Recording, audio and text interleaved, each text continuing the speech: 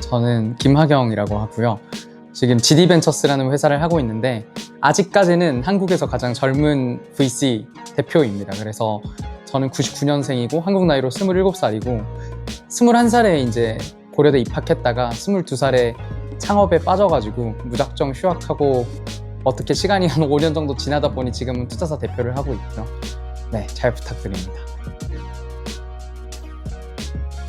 저희 회사가 만들어진 건 사실 제가 뭔가를 잘해서 저희 코파운더들이 뭔가 뛰어난 사람들이어서 만들어진 건 절대 아니라고 생각을 하고, 그냥 지금까지 저희한테 되게 많은 도움을 주신 분들이 만들어주신 변곡점이 계속해서 곱해져서 만들어진 회사라고 생각을 하고 있어요. 그래서 도와주신 분들은 당연히 감사하게도 저희 펀드에 이제 출자를 해주신 선배 창업자분들, LP분들이 계시고요.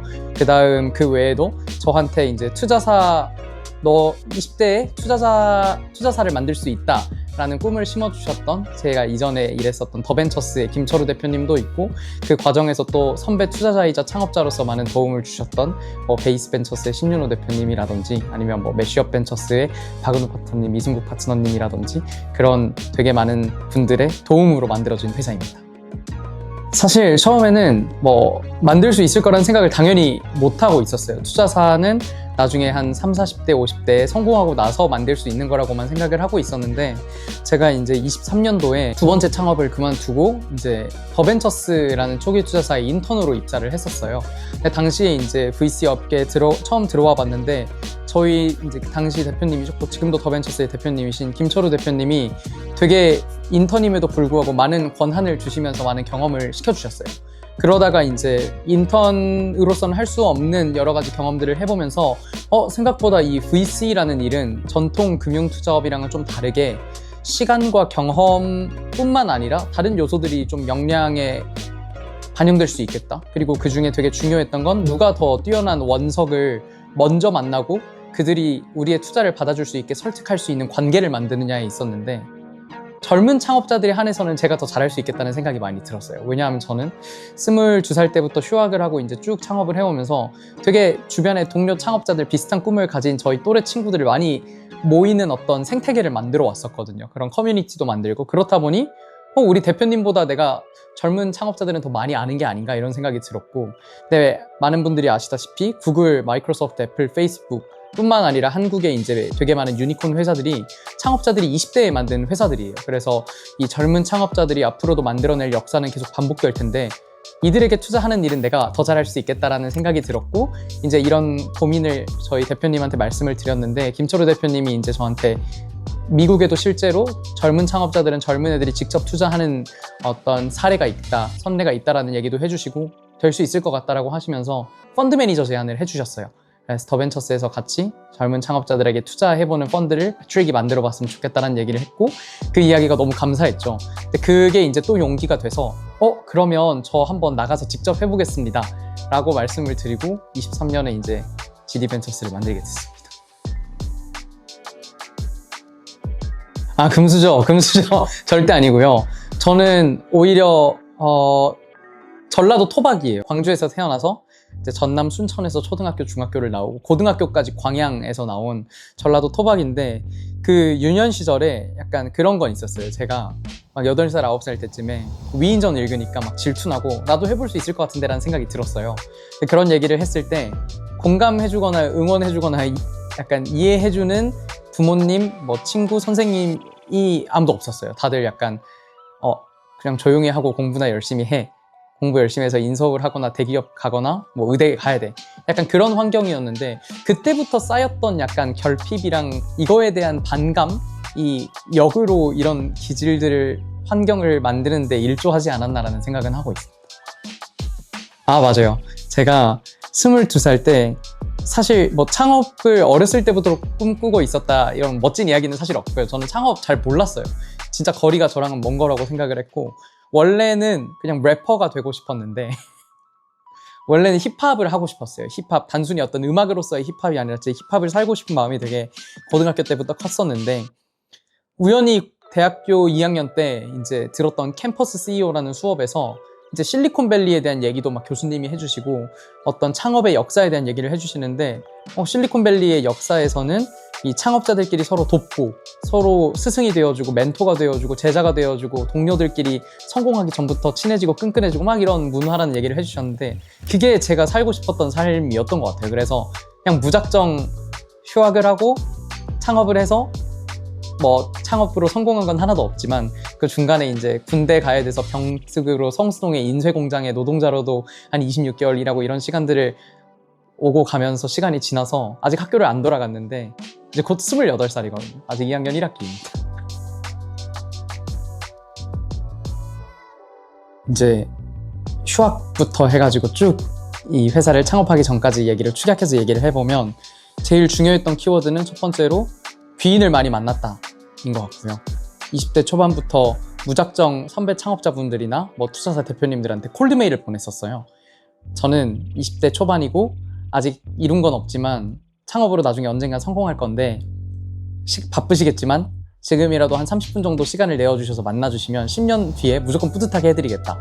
이런 연락을 했는데 흔쾌히 만나주시고 또 용기를 주시고 지금까지 연이 이어지면서 되게 많은 도움을 주셨던 분들을 만났던 게 제가 그간 20대 때 되게 잘했던 일 중에 첫 번째인 것 같고요. 두 번째로는 되게 저랑 비슷한 꿈을 가진 형, 동생, 친구, 누나들을 주변에 많이 뒀던 거, 그게 제가 또 잘했던 거인 것 같아요. 창업 처음에 하면서는 되게 현실에서 타협하기 쉬운 환경이었던 것 같아요.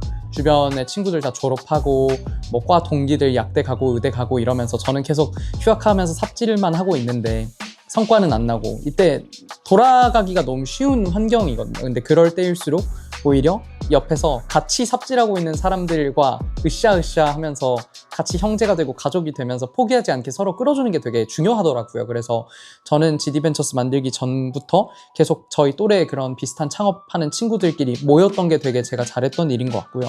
세 번째로는 제가 군대를 병역 특례를 했는데 어렸을 때 발목을 다쳐서 제가 좀 독특하게도 스타트업에서 어떤 병특을 개발자로 한 게 아니라 성수동에 있는 인쇄공장에서 노동자로 일을 했었어요. 근데 그 당시에 오히려 역으로 세상을 보는 눈이 되게 넓어졌던 것 같고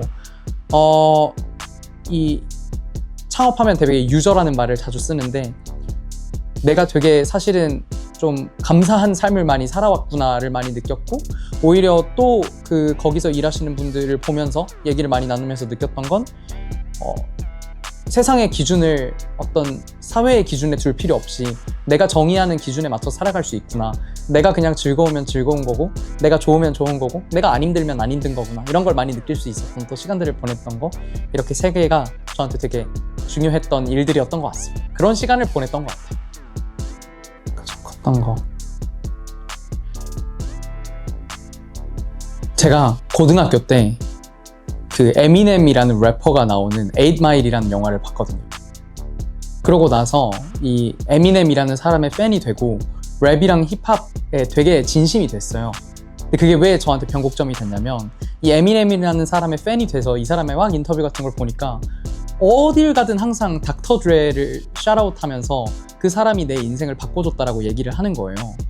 이게 너무 궁금해서 닥터 드레라는 사람과 에미넴의 어떤 관계에 대해서 찾아봤더니 닥터 드레는 이미 성공한 래퍼였는데 이 사람이 혼자 이제 잘 먹고 잘 사는 게 아니라 성공하고 나서 본인이랑 같은 DNA를 가진 후배 세대들을 또 끌어주는 역할을 하더라고요. 그래서 한 사람 한 사람의 켄드릭 라마, 50 센트, 에미넴 뿐만 아니라 더 많은 후배 세대들에게 인생의 변곡점을 만들어주는 존재인 거죠. 대부님 같은. 저는 고등학교 때 그게 되게 부러웠던 것 같아요. 나한텐 왜 이런 사람이 없지? 너무 아쉽다. 대신 내가 누군가에게 나중에 닥터 드레가 되어줄 수 있는 삶을 살고 싶다?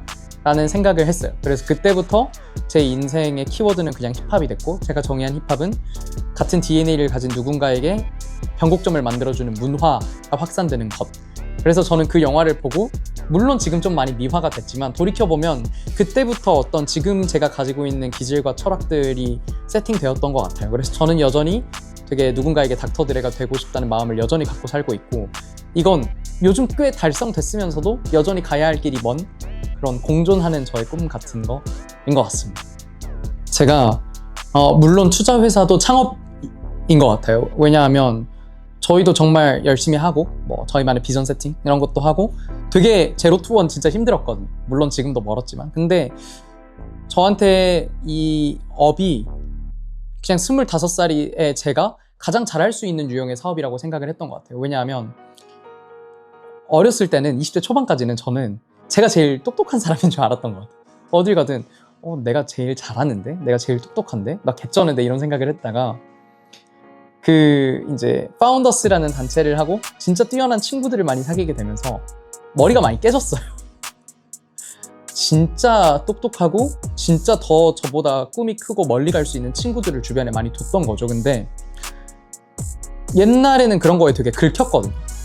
그리고 역으로 내가 그 친구들을 이기고 싶어하는 마음이 되게 컸었는데, 그러다가 문득 들었던 생각은 제가 잘했던 역할은 뭐였냐면 그 뛰어난 친구들이 모여있을 때 거기에 도움이 될 만한 선배님들을 모셔오거나 혹은 이 친구들이 모여가지고 같이 끈끈해질 수 있게 하거나 그런 구심점 역할을 제가 좀 잘 하더라고요. 좋게 말하면 구심점이고, 약간 그냥 솔직히 말하면 판을 깔아주는 역할? 광대 역할을 잘했던 것 같아요.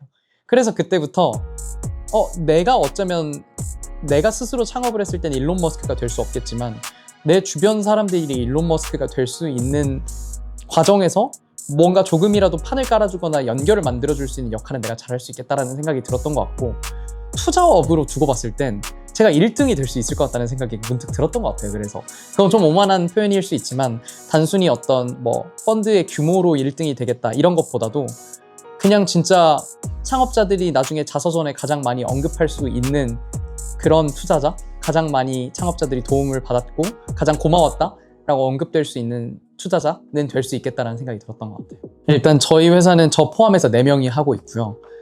3명, 저까지 3명이 한국에 있고 1명이 미국에 있어요.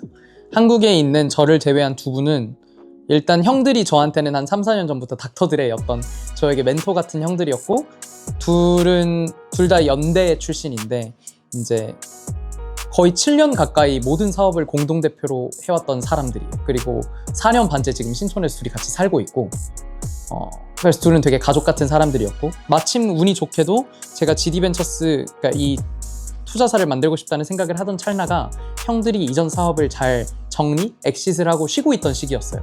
근데 형들도 되게 비슷한 가치관을 가지고 있거든요, 저랑. 그래서 형들이랑 무조건 하고 싶었고, 형들한테 같이 하자고 했을 때 형들이 오케이를 해줘서 지금까지 같이 하고 있고, 여전히 저희는 가족처럼 일주일에 하루 이틀은 꼭 형들 집에서 저도 같이 자고 새벽까지 저희의 어떤 삶에 대해 얘기하고 방향에 대해 얘기하고 그런 팀인 것 같아요. 그리고 미국에 있는 형은 미국인이고요. 코리안 아메리칸이고, 이제 프린스턴 수학과를 졸업하고 이제 시타델에서 트레이더도 하고 본인 사업도 하고 크립토 펀드도 만들었던 되게 다양한 경험을 했던 형인데, 어느 날 이제 친한 누나 한 명이 저희한테 미국에 너네랑 똑같은 애들이 한 명 있는데 얘기를 나눠봐라 해서 줌으로 한 2시간 얘기를 나눴어요. 너무 재밌는 거예요.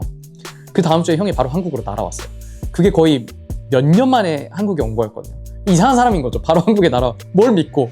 그래서 날아와서 거의 1달 반을 같이 살았어요, 넷이서. 그때 이제 이건 무조건 같이 가야겠다 해서 지금까지 잘 하고 있습니다. 저도 예전엔 그런 생각을 했고 여전히 투자업 전체로 두고 보면 맞는 말이라고 생각을 하고 있어요. 근데 극초기 스타트업에 극초기에 투자하는 일은 생각보다 볼 숫자가 애초에 많이 없더라고요. 예를 들면 제가 이제 이전에 배웠던 가장 컸던 조언 중에 하나가, 초기 단계에서의 사실 지표들은 되게 무의미하다. 진짜 놀라울 정도의 규모의 숫자가 아니면 사실 따질 필요가 없다. 그리고 극초기 스타트업에 투자하는 일은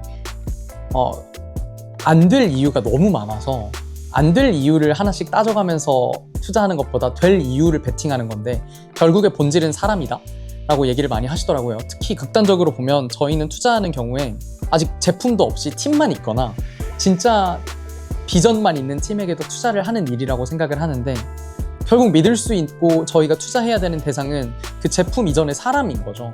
그러면 본질은 누가 얼마나 더 좋은 사람을 먼저 만나고 그 사람을 알아보고 그 사람을 믿어주고 그 사람에게 선택을 받을 수 있냐의 싸움이라고 생각을 하고 있어요. 더군다나 요즘은 너무 이 초기에 잘하는 창업자분들도 많아지고 투자사들도 많아져서 이제는 약간 저는 투자사가 창업자를 선택하는 게 아니라 창업자한테 선택받아야 되는 일이라고 생각을 하고 있어요. 그렇기 때문에 저희도 투자사지만 오히려 저희는 항상 어떤 미팅이 있으면 저희가 찾아뵙고 저희가 먼저 저희 피칭을 하고 저희 회사에 대한 IR을 저희가 먼저 하거든요. 이런 비전을 가진 투자사다, 선택해줬으면 좋겠다. 그래서 그런 일이다 보니 나이와 연륜이 당연히 중요하지만서도 원석을 먼저 누가 더 만날 수 있느냐에 있어서는 젊은 나이인 게 되게 강점이 되더라고요. 그런 마음으로 하고 있습니다. 일단 저희 포트폴리오 중에 절반 가까이는 저희랑 길게는 한 4년, 짧게는 1, 2년 오랫동안 동고동락해왔던 동료 창업자들, 친한 형, 동생, 친구들의 회사에 투자를 했습니다.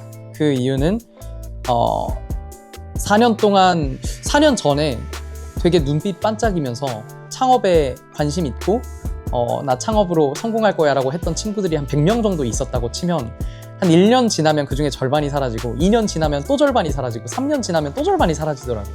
근데 그 과정을 함께 포기하지 않고 버텨오면서 성장해왔던 사람들의 그 삶을 옆에서 봐왔기 때문에 뭘 하든 잘 할 수밖에 없겠다고 믿는 사람들이 저희는 있었어요. 사실 그런 분들이 있었기 때문에 펀드를 만들 수 있겠다는 생각을 했었던 것도 되게 크고요. 그래서 저희 동료 친구들의 회사에 투자를 좀 많이 했고요.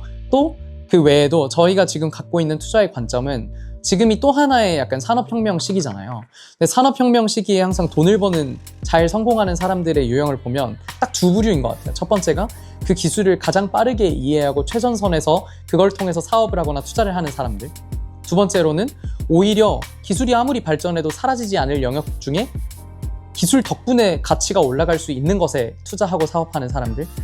좀 예시를 들면 저희가 이제 산업혁명 시기에 공장을 직접 짓는 사람들도 있었지만 공장이 앞으로 많아지면서 수요가 늘어나서 땅값이 올라가겠네 하고 부동산 투자를 했던 사람들도 돈을 많이 벌었잖아요.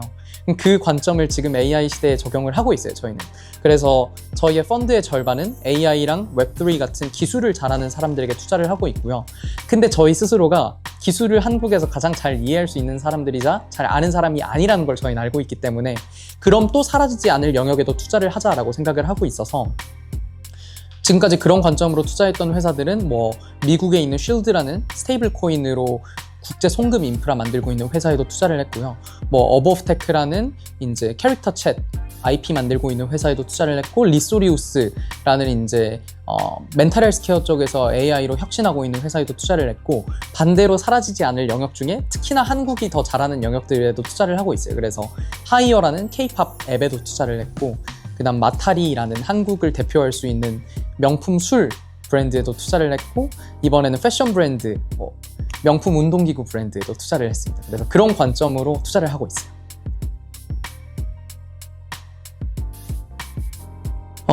제가 정의했던 힙합은 어떤 음악으로서의 장르가 아니라 아까 앞에서도 얘기했지만 그 같은 DNA를 가진 사람들끼리 서로 호미가 되고 서로 끌어주고 포기하지 않게 도와주고 또 성공 사례가 나오면 이게 반복되고 하는 이 DNA의 선순환이라고 저는 흔히 표현을 하는데, 저한테는 힙합이 DNA의 선순환이에요. 근데 스타트업도 역사가 비슷하더라고요. 마크 주커버그가 사실은 스티브 잡스와 이 멘토멘티 관계였고, 실리콘밸리에 보면 위대한 창업자들이 또 후배 세대의 위대한 창업자들을 키워주고 도와주는 이 페이 포워드가 기본적인 어떤 역사의 기저에 있잖아요.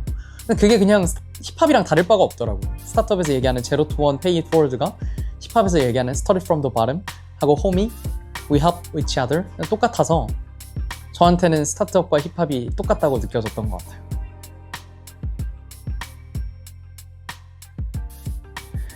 일단 사실 저희는 막 펀드 규모가 엄청 큰 회사는 당연히 아니기 때문에 막 투자 규모가 커서 금전적인 도움을 가장 잘 주는 회사는 아닌 것 같아요.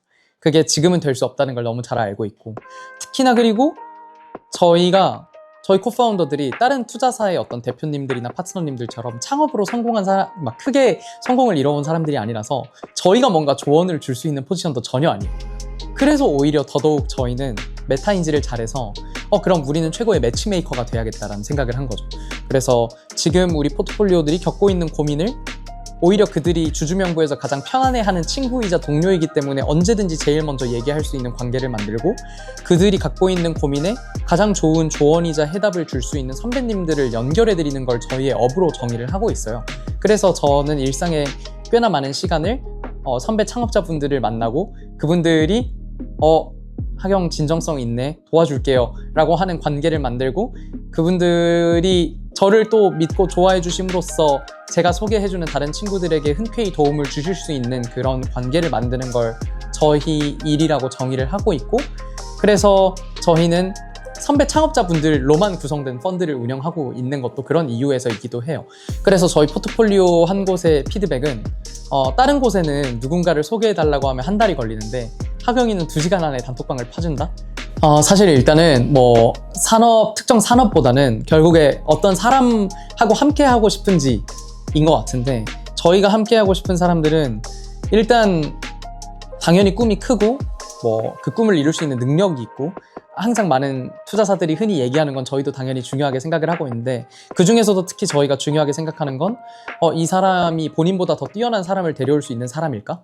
그리고 거기서 되게 중요한 요소는 이 사람이 진짜 본인이 얘기하는 꿈을 진심으로 믿고 그걸 위해서 살아왔던 어떤 삶의 그 궤적이랄까? IR 할 때 사업 얘기 이전에 창업자분이 유년 시절에 어떤 경험을 했고, 뭐 친구 관계, 가족 관계는 어땠고, 이런 이야기들로부터 좀 더 많은 믿음을 가지려고 하는 편인 것 같아요. 사실 말 잘하고 똑똑한 사람은 너무 많아서 그 자리에서 IR 잘하는 사람 너무 많거든요. 저희는 더 중요한 건 그런 살아왔던 삶에서 쌓여진 기질이라고 봐서, 근데 그런 얘기를 먼저 물어보면 신뢰잖아요. 그래서 저희는 저희가 먼저 해요. 이걸 저희는 치부 까기 챌린지라고 하는데, 저희 개개인의 치부를 먼저 얘기를 하면서 그런 관계를 만드는 편이고요. 그 다음 에고를 얼마나 잘 내려놓을 수 있는지도 중요하더라고요. 예전에는 자존심이 강한 사람이 자존감이 높은 거라고 생각해서 저도 자존심 강한 척, 자존심을 안 버리려고 노력했었던 것 같은데, 요즘 드는 생각은 진짜 뛰어나고 자존감이 강하고 옳은 의사결정을 하고 싶은 사람은 자기의 자존심이 별로 중요하지 않은 경우에 쉽게 내려놓더라고요. 그런 걸 되게 중요하게 생각을 하려고 하는 것 같아요. 투자자로서 비전. 사실 이게 되게 고민인 게, 아직도 투자자보다는 저는 여전히 창업자 DNA가 더 강하더라고요, 스스로. 이 업을 하면서 느끼는 건, 저는 이 극초기 스타트업에게 투자를 하는 일 외에 투자업은 잘 못하겠다, 이런 생각을 많이 하고 있어요. 주식 투자를 비롯해서 뭐 코인 투자 이런 건 아예 안 하고 관심도 없어요. 그거는 진짜 좀 숫자를 보는 투자에 가까운 일은 저랑 거리가 멀어서. 그래서 더더욱 저한테 중요한 비전은, 저는 지금 저희의 포트폴리오들 그리고 저희 주변에 있는 동료 창업자들, 이 소중한 좀 패밀리 같은 친구들이랑 10년 뒤에도 다 같이 잘 지내고 다 같이 잘 돼 있는 거, 그리고 그걸 바탕으로 10년 뒤에 후배 세대들이 볼 때 왜 저렇게 선배 창업자들은 다 같이 친해?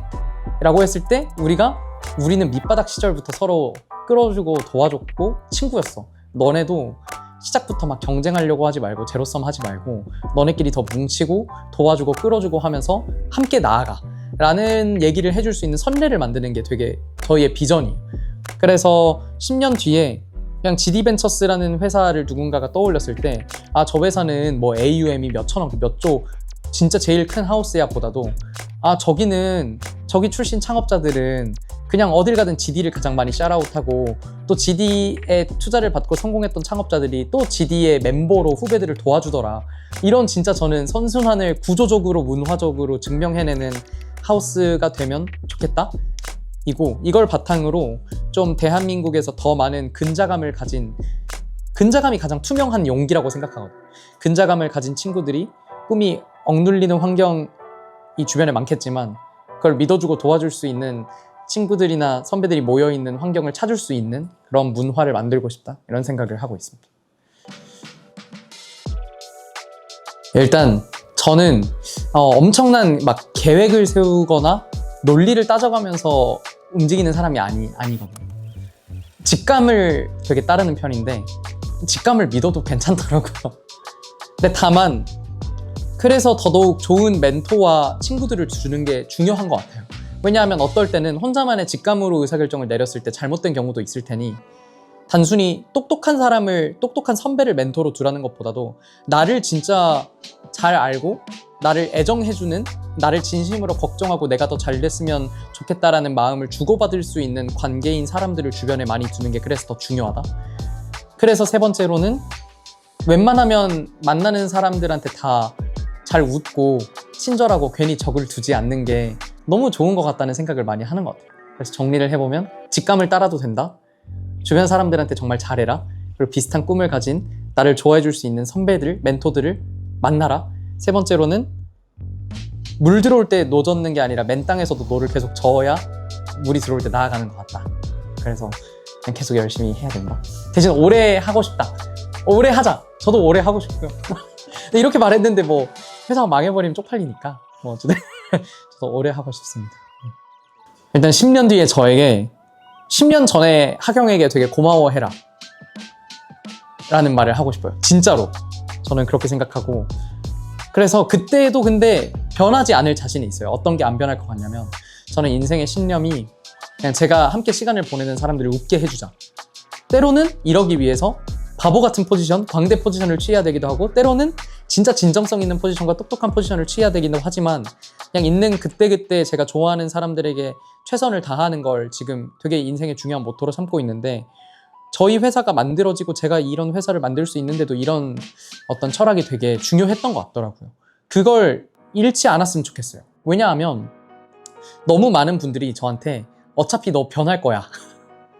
어차피 너 하다 보면 시니컬해지고 어차피 더 투자하다 보면 낭만 잃을 거다라고 하는데, 저는 잃고 싶지 않거든요. 그리고 잃지 않을 자신이 있어서 10년 뒤에 저도 여전히 좀 그랬으면 좋겠다라는 생각을 하고 있고, 10년 뒤에도 여전히 너가 잘해서 잘 된 건 하나도 없을 테고, 물론 몇 개는 있겠지만 좀 주변의 도움으로 잘 됐을 거니 항상 감사해하고 감사함을 그때도 잘 표현하는 사람이었으면 좋겠다 이런 생각을 하는 것 같아요. 지금의 저는 그때 가면 까먹을 수도 있을 것 같아서 저는 되게 쉽게 고마움을 느끼고 되게 쉽게 고마움을 표현하는 사람이거든요. 때로는 이것 때문에 누군가가 영혼 없이 맨날 고맙다고 하는 사람이라고 얘기도 하긴 하지만, 저는 진심이고 그때도 제가 그렇게 변하지 않았으면 성공한 삶이지 않을까 이렇게 생각하는 것 같습니다.